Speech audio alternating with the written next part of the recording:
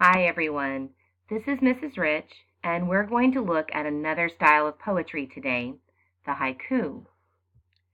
If you watched the first video, you know that haikus are typically written about something in nature.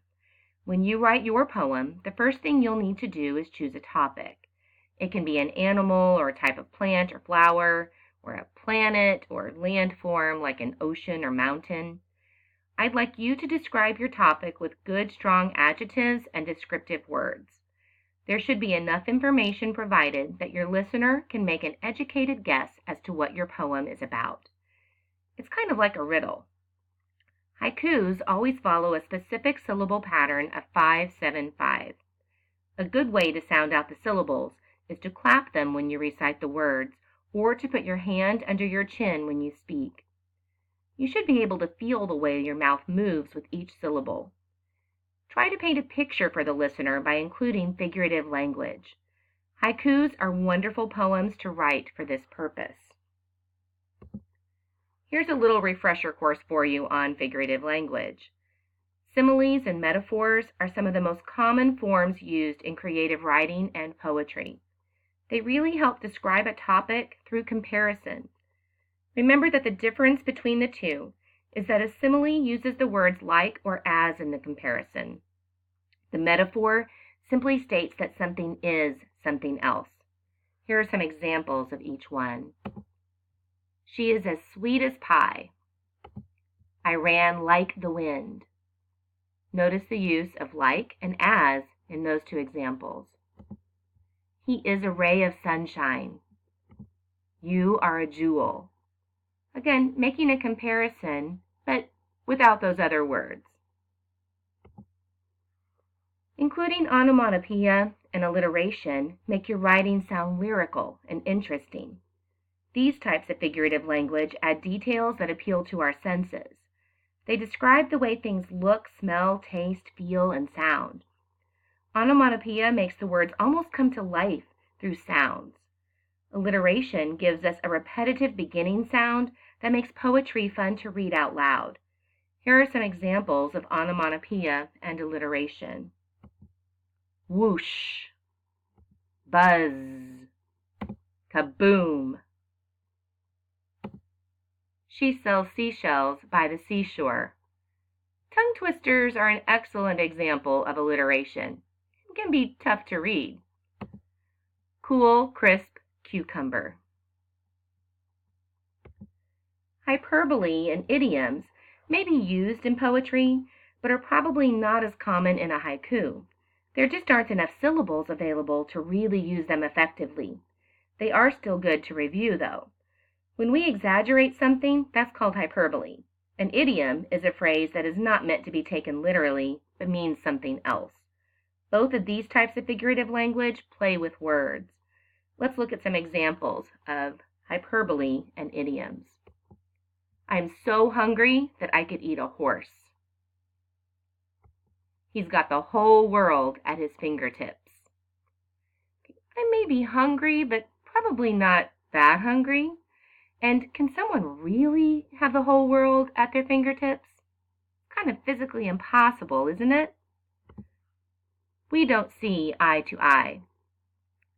This doesn't mean that we don't see each other. It just means that we don't agree. And it is raining cats and dogs. Never seen that happen in real life. So what should the first line of your haiku look like? I wrote out the syllables underneath the first line of a poem I created. There are 5. Try clapping them out or testing them by repeating the line with your hand underneath your chin. Looks like a bright sun. 5, right? The second line of a haiku has 7 syllables. I showed you how the syllables break down in my second line. Again, you may want to practice clapping out the syllables so you can really hear each sound, or placing your hand beneath your chin as you read this part of the poem. Yellow petals, leaves of green. 7. Here is the last line of my poem. Notice how each of the syllables has at least one vowel? That's an important way to tell how many syllables you have. Read the last line of my haiku. Turns toward the light. 5 syllables. Now let's put it all together. What do you think my poem was describing in nature? If you guessed a sunflower, you were right.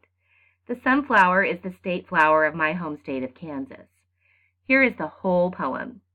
Looks like a bright sun. Yellow petals, leaves of green, turns toward the light.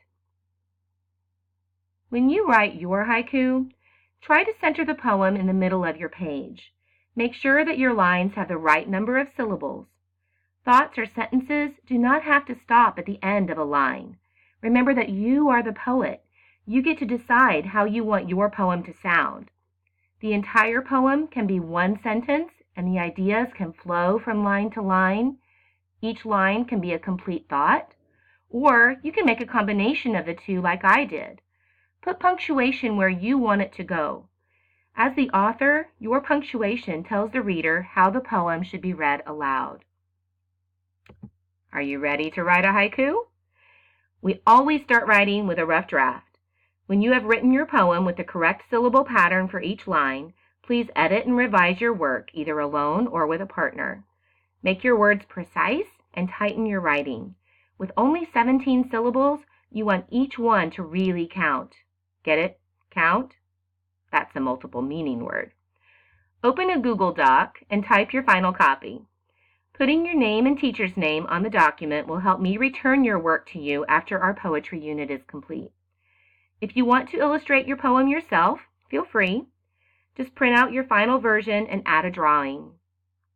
If you would prefer to add a computer image to your haiku, follow the steps that I've outlined here. The Google search engine is located on the resource page of our website. It will automatically take you to the Safe Search aspect of Pixabay. This site has a lot of wonderful images that you can look through. Just type your topic in the search bar. After you have selected the image you want, download it and copy and paste it onto the page with your poem. These images are all copyright free and you do not have to cite them. That's a bonus. Print your haiku and practice reading your poem out loud.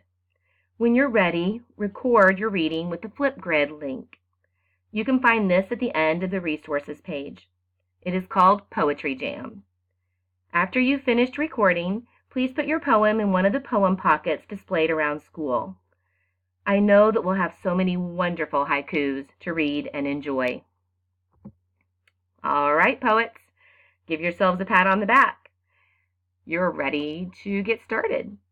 Whenever you've got a little free time, you might consider writing poetry.